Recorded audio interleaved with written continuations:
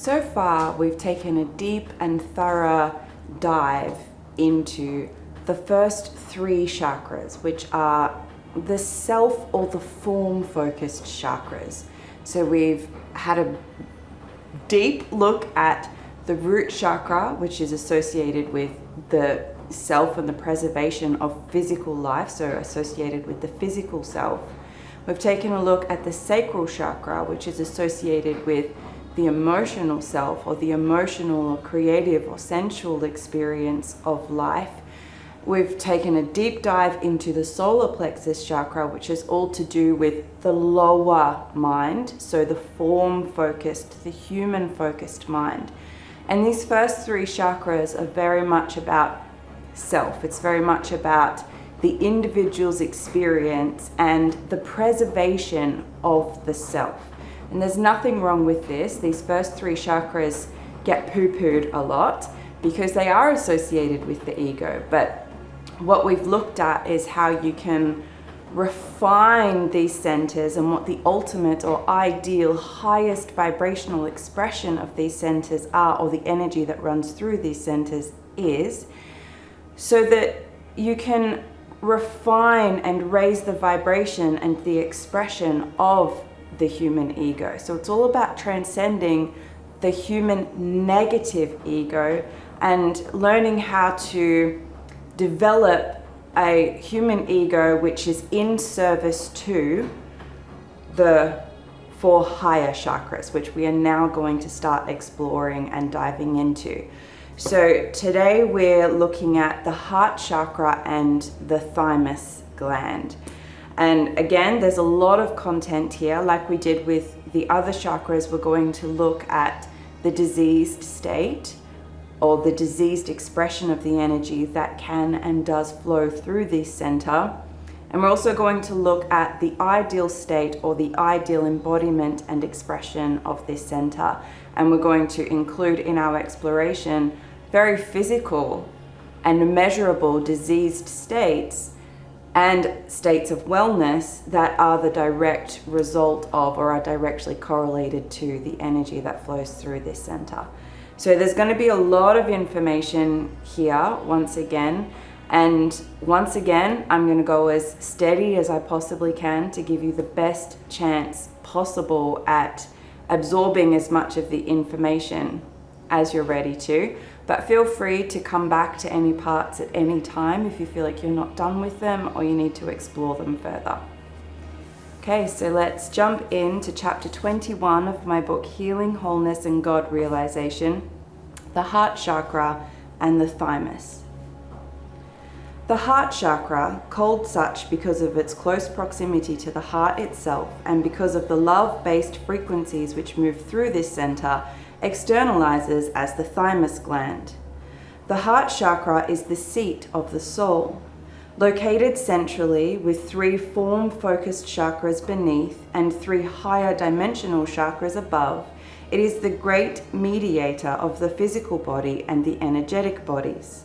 Unlike the three first chakras, the heart chakra is the first energetic center which is concerned with nurturing, tending to, and being connected with the external environment and other people. It performs vital functions within the body, contributing to and maintaining a sense of homeostasis and harmony, but it is not entirely self-oriented. Associated with the color green until it becomes fully opened and begins radiating a glorious shade of pink, the heart center deals with love, compassion, healing, harmony, and nurturance. Patience, kindness, tolerance, acceptance, warmth, tenderness, care, empathy, respect, calm assurance, balance, equanimity, understanding, openness, generosity, consistency, selflessness, and connection are qualities of the energy which flows here. A person who is cold-hearted, or who is selfish or cruel or rigid or stubborn or unreachable, or who lacks love, compassion, connection, and empathy is a person who has closed their heart and who, as a result, stifles their connection and communication with the soul. The heart center is deeply feeling. It naturally seeks to extend itself towards others, to nurture others with its love, to share of its wisdom, to touch in and help to open the heart centers of those it cares about. It seeks harmony.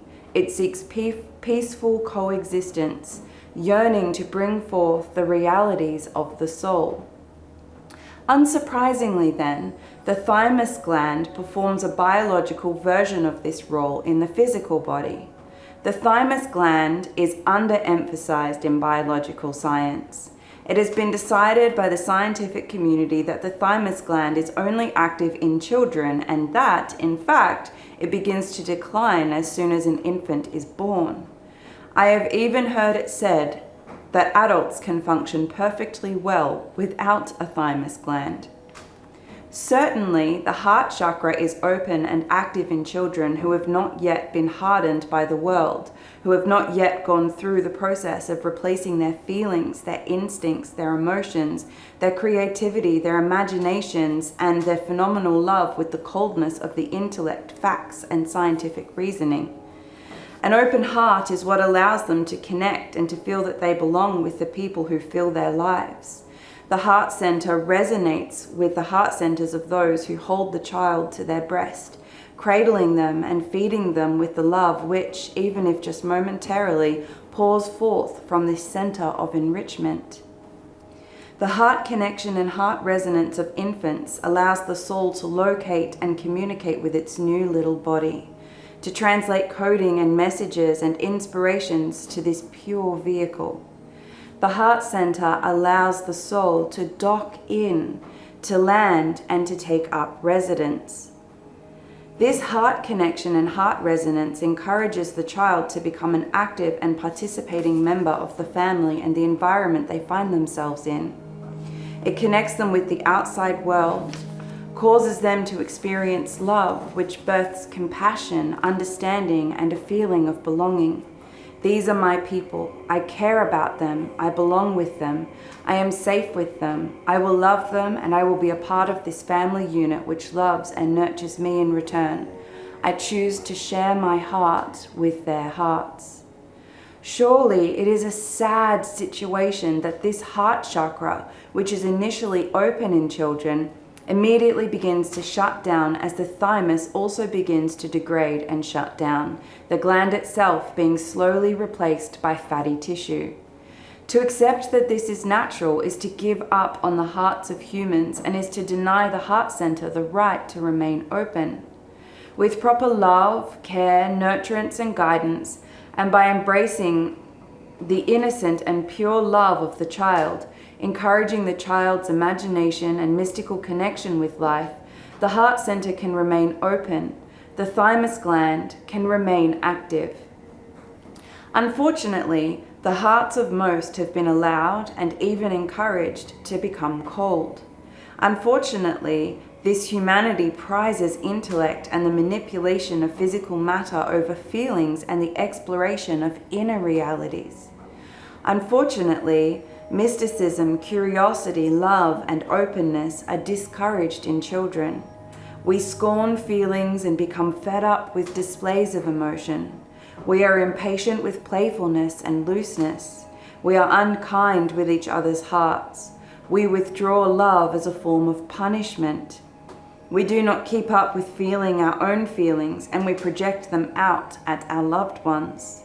We feed and encourage fear, giving into its whims and tendencies.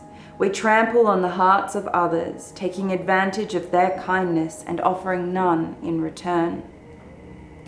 We do not nurture enough that which is precious in a child, that which is heart-based and lovely.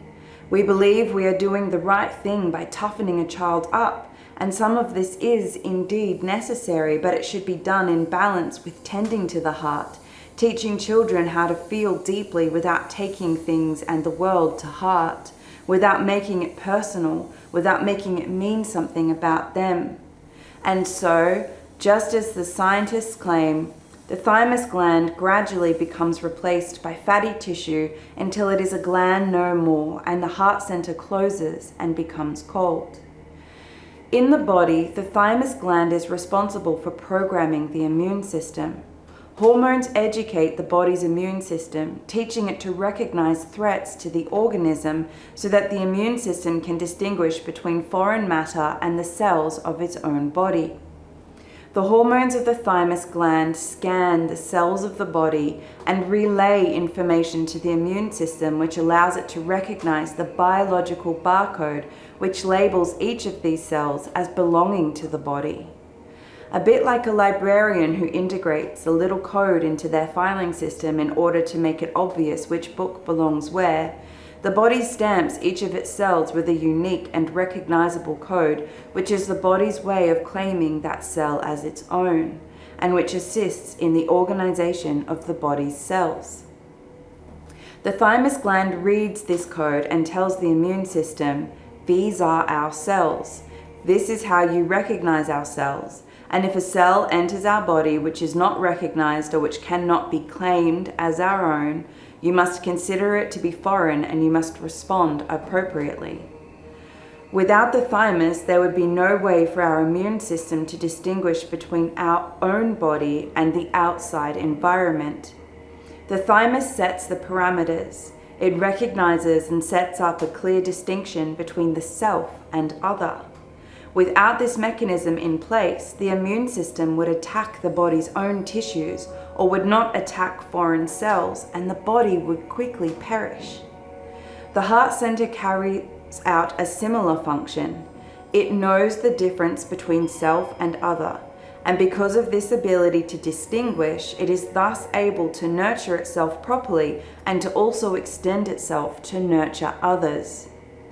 Within the heart, there is a clear sense of the self, but it is coupled with a feeling of being united with others. I am me and you are you, but we are the same. Your pain is my pain. Your love is my love. Your wins are my wins. Your success is my success. This is me and that is you, but we are one. The unique frequency and perspective of this energy directs us away from insular self-obsession and allows us to recognize and feel a sameness with others. It opens us up to the perception and truth that our source is the same source, causing us to extend, nurture, and care. The heart center is the source of harmony within, and it is the conductor of harmony without. It allows for our collective evolution and our shared reality. Unfortunately, it is believed that the immune system is set and forget, and that this is why the thymus gland degrades. Once the immune system can recognize its own cells and has been sufficiently programmed, there is no further need for the thymus gland. Perhaps we subconsciously feel the same about the heart center. Once the soul has access to the body and the child feels secure in its environment, there is no need for the heart center to remain open. After all, we tend to believe that to have an opened heart center is troublesome. To care deeply about other people is painful. To share of our hearts means eventually suffering the consequences of heartbreak. To love someone who is cruel or who does not love us in return is risky. We believe that the heart cannot be trusted because it gets us into trouble, causes us to become incapacitated and unable to engage in a world where the cold and calculated intellect rules. It is far better, far safer, we tell ourselves, to rely on the intellect instead. The intellect is structured. It can plan, it can reason, it can explain emotions away, it can figure out how much to give, it can let us know when we are being foolish or when someone is taking advantage of us. The intellect can read the signs that people give us so that we never fall in love with someone who is likely to hurt us. It can figure out when to leave so that we are not around when the other person decides to leave. The intellect allows us to avoid the anguish of heartbreak by closing the heart and letting the mind lead instead.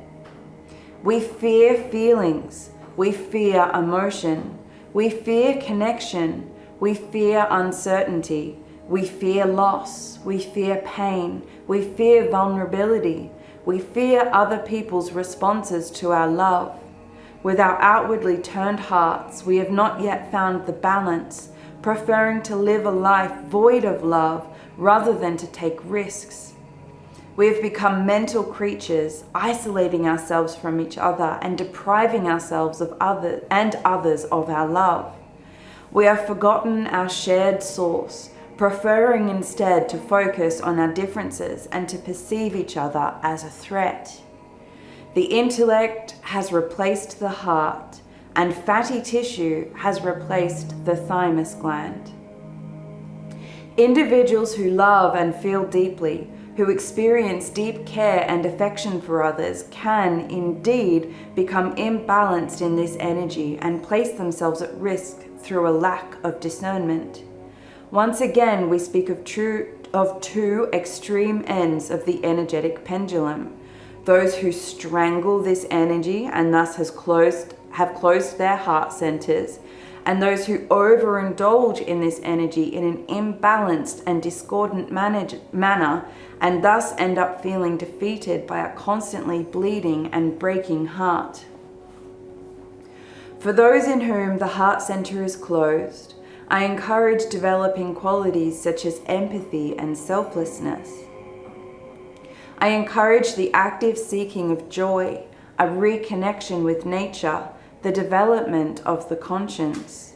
I encourage these people to let themselves feel as others feel, to melt the hardened casing which surrounds the heart, to deliberately extend and nurture, consciously putting other before self until this consideration of other becomes natural and automatic. For those who are deeply sensitive and overly emotional, falling in love easily, their bleeding hearts leaking out and being taken advantage of, desperately seeking to be loved in return and willing to do anything to prove themselves worthy of love, constantly being swept up in every emotion which fills a room and becoming exhausted as they habitually give and give until they have no more left, I encourage energetic hygiene as well as a deeper awareness, love, and respect of self. Whichever extreme is being manifested, biological signs of heart center and thymus disease include autoimmunity, an under-functioning immune system, tightness in the chest, breathlessness, congested lungs, fear, self-consciousness, feelings of unworthiness, low energy or mood when around other people, desperation, obsession with other people, feelings of not belonging, urgency, as well as conditions of the heart organ itself such as heart disease, congested heart, palpitations, aortic or valve conditions, enlargement or inflammation of the heart, parasites of the heart, heart attack, fat around the heart, a weak heartbeat, and high or low blood pressure. It is nice to feel loved by other people. It is pleasant to have your own love reciprocated and to feel like you are a part of something which is deeply nurturing and real. It is incredibly healing to have someone else see you, respect you, and unconditionally offer you their love. Always be open to these experiences and never refuse love which is truly unconditional. But the truth is that currently, most of humanity is not capable of producing genuine love. I say this with no judgment and no disrespect, but it is true that most of humanity does not host an opened heart center, let alone a heart which is truly altruistic and unconditional. It requires an incredible refinement of character, a profoundly untainted selflessness, a deep wisdom and ability for introspection in order for the heart to become truly open.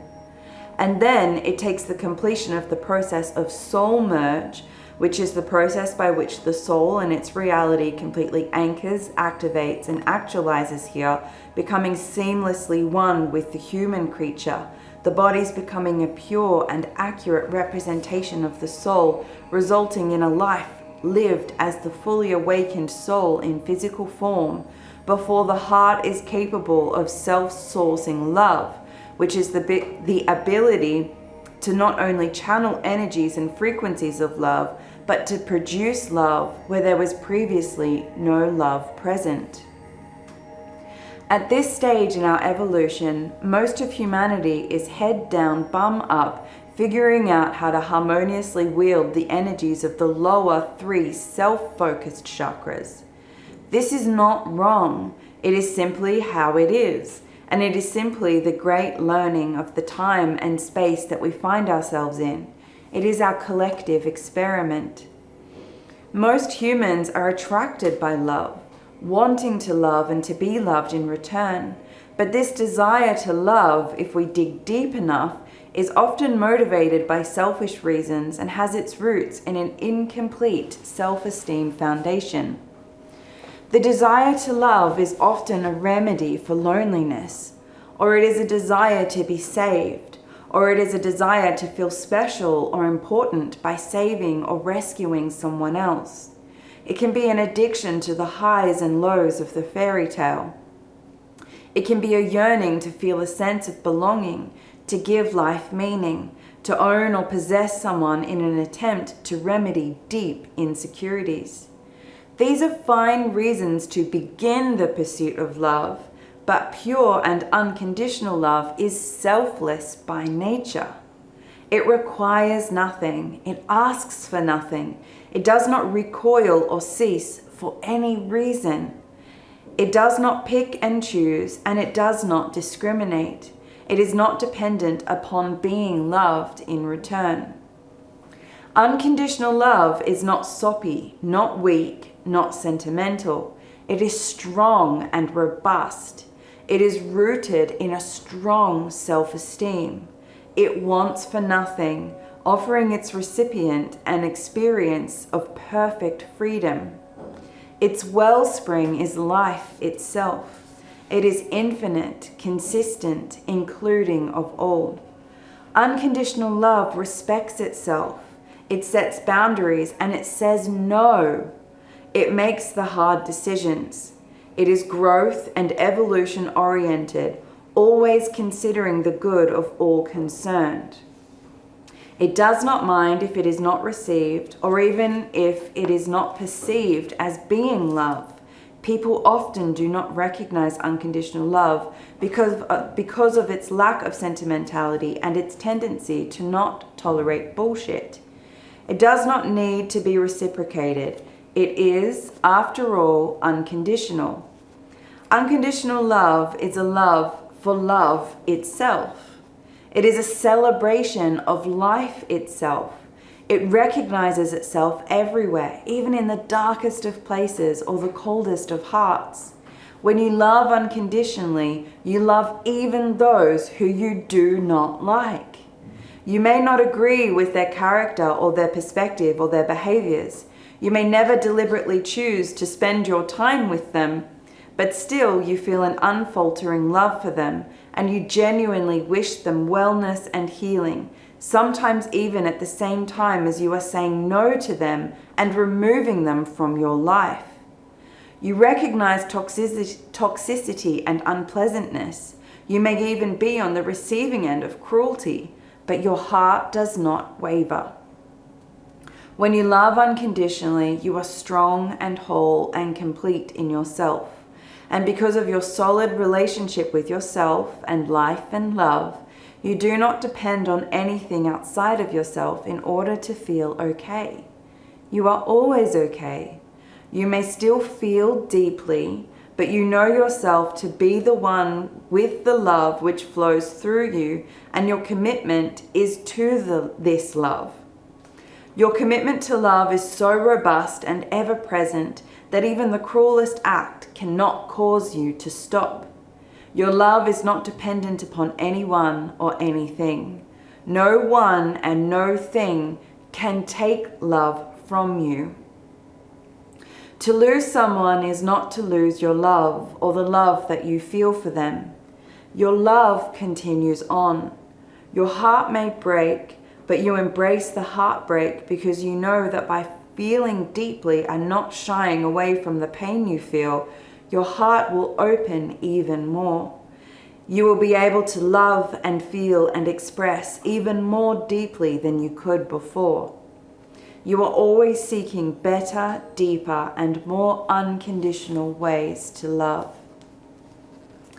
When you love in this way, you are always safe. Again, no one can take this love from you. You can trust this love because it is a choice that you can make using your free will, which is no one's right to wield but your own. You can rest whole and complete in your love, and here in this love, you can finally, truly, altruistically uplift and serve other people without any agenda. In a perfect world, everyone would love in this way. In a future version of humanity, we do all love in this way. But here, now, very few can love in the way that I am describing. Few are healed and whole enough to be able to love without agenda. Few are able to love despite all conditions. Few have opened their hearts, and fewer still have successfully undertaken soul merge. Most humans are replicating the behaviors of love. They have learned what love is meant to look like, how love is meant to behave, and they are almost play acting love. They may have witnessed a couple behave in a certain way together, or their hormones might encourage them to respond in a certain way to their child, or they may have seen something in a movie or heard someone describe love. We are raised with examples of so-called love all around us. We may believe our parents, our friends, or our partners when they say that they love us, and so associate their behavior and their treatment of us with love. We may then go on and treat others who we love in the same way. I am not saying that humanity is cold or heartless.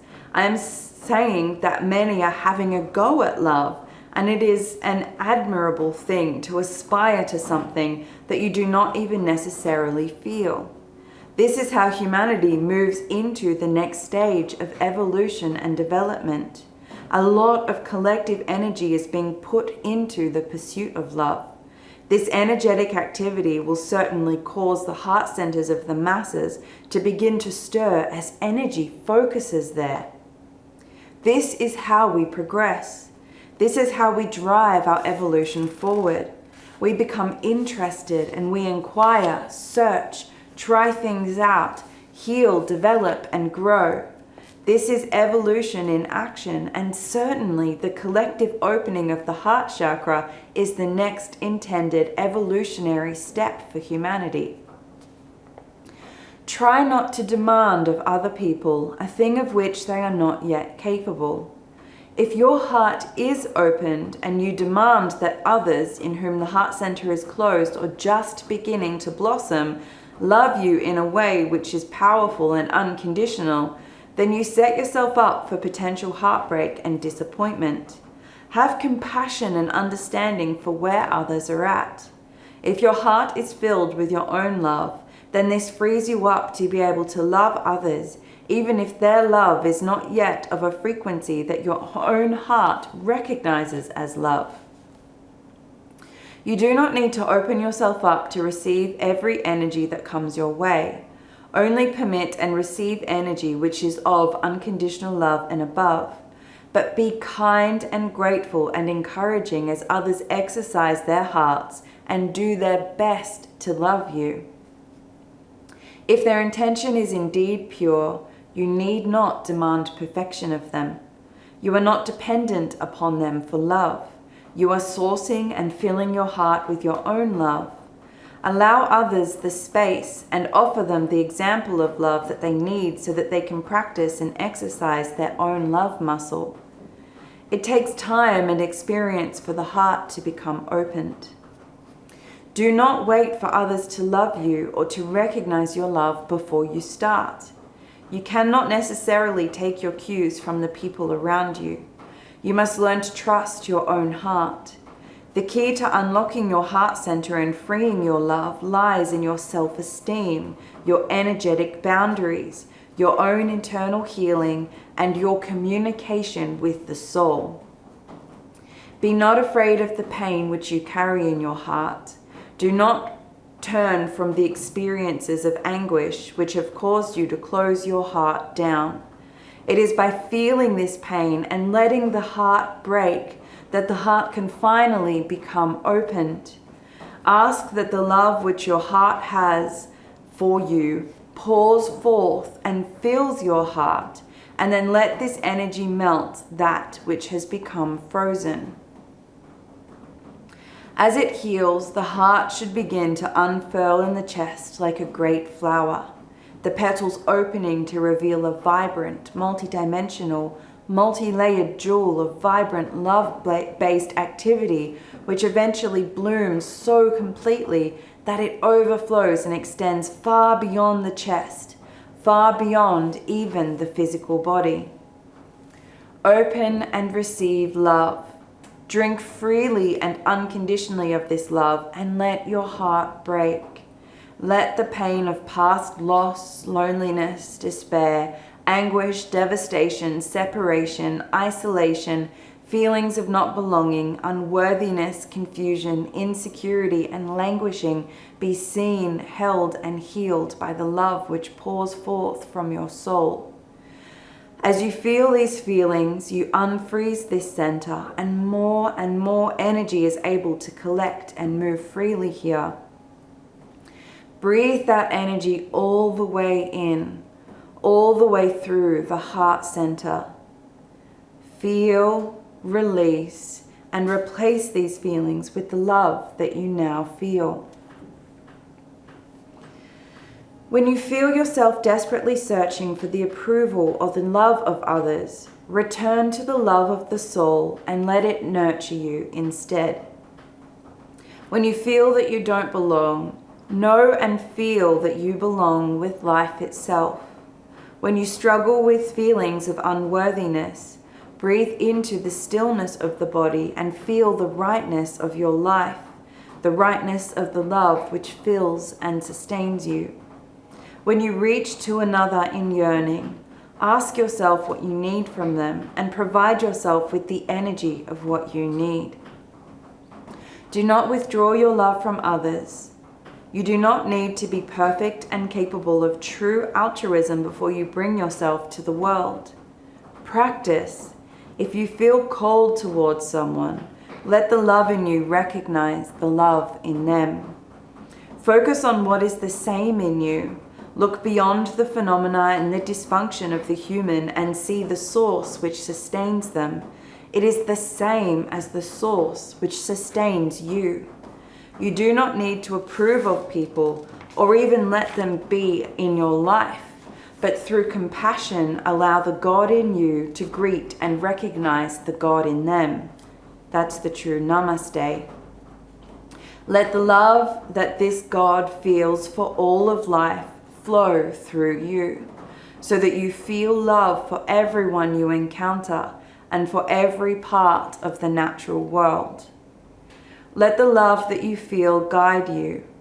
What would love do now? How would love respond? Rather than focusing on what you might want, ask the love what this person needs. Ask how you can bring and express love in this situation. Sometimes the love will encourage kindness and tenderness, whilst other times the love will encourage a firm hand and clear reflections. Be not attached. Simply connect with the love, inquire of the love, navigate by the love, and practice becoming an agent for love. I am love. I know love. I bring love wherever I go. I work for the love, and the love works through me. It takes practice. It requires consistency and a presence of body, mind, and spirit. It means feeling beyond the automatic responses and reactions and seeking deep within, inquiring of the heart, being willing to perhaps make mistakes as you learn to recognize the love and the gentle whisperings of the heart. This is the return to truth, the return to the knowing which resides in your heart. Look for your attachments, your needs, and your insecurities, and work internally to fill yourself. Rather than asking others to make you whole, become whole in yourself, and then from that space and with boundaries in place, allow your love to overflow. Do not expect other people to be perfect, to reciprocate, or to even be able to recognize the love for what it is. You do not love for recognition or reciprocation. Your commitment to love is unconditional and has nothing to do with what anyone else is doing. Your commitment is between you and the love. The love is always there, always available, always seeking to express through you. You must make yourself a ready vehicle and uphold your end of the relationship by showing up and clearing away the debris which taints, distorts, or blocks the love. Remember as well that in order to love unconditionally, you must first be filled up. You must first want for nothing. You cannot give from an empty bucket. Before loving others, you must love yourself first. It is not selfish to do so. It actually enables you to be able to be more selfless. If you are wanting for something, if you are not filled up, then your love will always come with expectations. You will always be seeking something in return. True altruism and selflessness comes from a filled and satisfied bucket. Drink freely and deeply of the love. Its source is infinite, and you will, in time, learn how to source it in your own right. Let love nurture you and fill you. Let yourself heal and feel deeply loved by the universe, by life, by nature, by the love itself.